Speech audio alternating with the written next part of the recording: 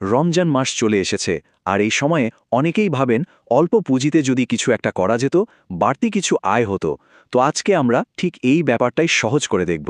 এমন 7টা দারুণ ব্যবসার আইডিয়া নিয়ে কথা বলবো যা খুব সামান্য টাকা দিয়েই শুরু করা সম্ভব। তাহলে আর দেরি কেন, চলুন সোজাসুজি আসল কথায় চলে যাই।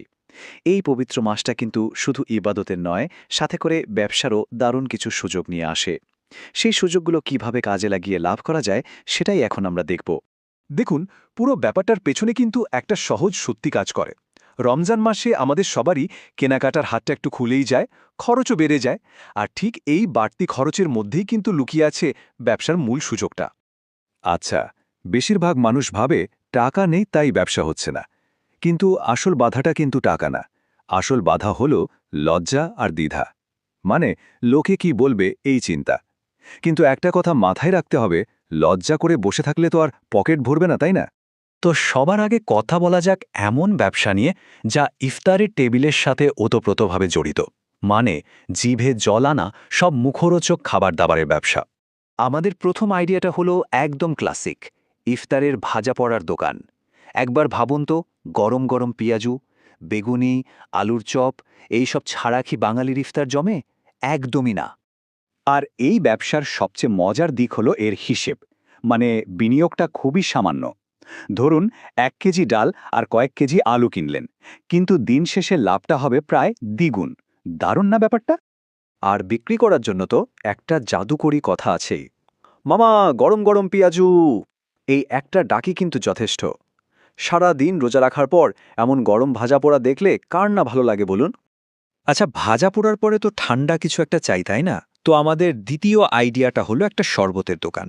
সারাদিন রোজা রাখার পর বাজারের কেমিক্যাল মেশানো ড্রিঙ্কসের চেয়ে ঘরে বানানো ঠান্ডা লেবুর শরবত বা তরমুজের জুস কিন্তু সবারই পছন্দ। একদম কলিজা ঠান্ডা করা একটা ব্যাপার। চলুন এবার এমন কিছু ব্যবসার দিকে নজর দেয়া যাক যা সরাসরি রমজানের ধর্মীয় ভাবগাম্ভীর্য আর ঐতিহ্যের সাথে জড়িত। আমাদের 3 নম্বর আইডিয়াটা হলো আতর, টুপি বা তসবির ব্যবসা। রমজান মাসে মসজিদে মুসল্লিদের ভিড় বাড়ে, আর তখন এই জিনিসগুলোর চাহিদাও হু হু করে বাড়তে থাকে। সবচেয়ে বড় সুবিধা হলো এগুলো নষ্ট হওয়ার ভয় নেই। যা বিক্রি হলো না তা পরের বছরের জন্য রেখে দেওয়া যায়। 4 নম্বর ব্যবসাটা হলো এমন একটা জিনিস নিয়ে যার বিক্রি এক কথায় গ্যারান্টিড। সেটা হলো খেজুর। এমন কোনো বাড়ি খুঁজে পাওয়া মুশকিল যেখানে ইফতারের সময় খেজুর থাকে না। এটা তো আমাদের ঐতিহ্যেরই একটা অংশ। এখন কথা হলো, খেজুর তো সবাই বিক্রি করে, তাহলে আপনার বিশেষত্ব কি? এখানেই আসে আসল কৌশল। ক্রেতাকে বলতে হবে, আমার খেজুরটা একদম সেরা, কোনো ভেজাল নেই। একটা মুখে দিয়ে দেখুন, ব্যাস, এই একটা স্যাম্পলই কিন্তু আপনার বিক্রি বাড়িয়ে দেবে। এবার আমরা এমন দুটো ব্যবসার কথা বলবো যেগুলোর দিকে হয়তো তেমন করে নজর দেওয়া হয় না, কিন্তু প্রতিদিনের ইফতারের জন্য এগুলো ছাড়া চলেই না। আমাদের 5 নম্বর আইডিয়াটা হলো সালাদের কাঁচামাল বিক্রি করা, মানে শসা, টমেটো, লেবু, ধনেপাতা, কাঁচামরিচ।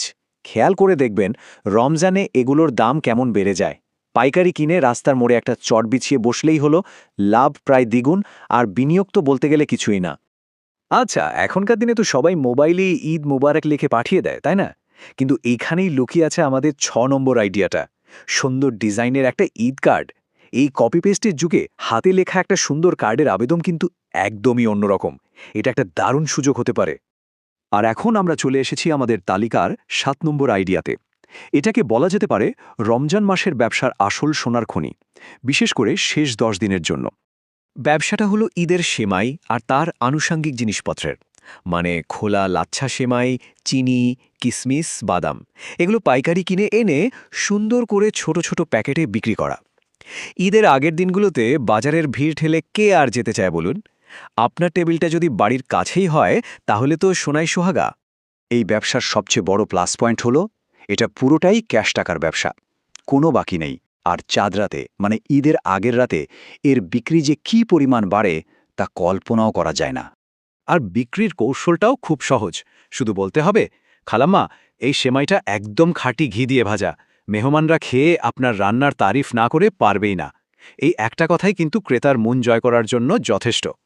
তো এই ছিল আমাদের 7টা আইডিয়া, কিন্তু শেষ করার আগে একটা বোনাস টিপস আছে। এটা এমন একটা কৌশল যা প্রত্যেকটা ব্যবসার জন্য সমানভাবে জরুরি, এবং এটাই কিন্তু লম্বা সময়ের সাফল্যের আসল চাবিকাঠি। সেই আসল কৌশলটা হলো মিষ্টি ব্যবহার মানে কাস্টমারের সাথে কথা বলার সময় মুখে একটা হাসি ধরে রাখা, একটু সম্মান দিয়ে কথা বলা। আপনার ব্যবহারটাই কিন্তু অর্ধেক বিক্রি করে দেবে। ধরুন কোনো কাস্টমার বলল দামটা একটু বেশি রাখছেন, তখন রেগে গেলে বা তর্ক করলে কিন্তু চলবে না, বরং একটা হাসি দিয়ে বলতে হবে, মামা, জিনিস যেটা ভালো দাম তার একটু বেশি তো হবেই, দেখবেন এতে কাজ হবে। তো এতগুলো আইডিয়া তো জানা গেল। এখন আসল প্রশ্ন হলো, এগুলো শুধু কি শোনাই হবে, নাকি এর মধ্যে থেকে কোনো একটা আইডিয়া নিয়ে এই রমজানেই কাজে নামা হবে, নাকি ভাবা হবে আচ্ছা থাক পরের বছর দেখা যাবে। সব শেষে একটা কথাই মনে করিয়ে দিতে চাই, সুযোগ কিন্তু বারবার দরজায় করা নাড়ে না। তাই ভাবার সময় অনেক পাওয়া যাবে, কিন্তু কাজ করার সেরা সময়টা কিন্তু এখনই।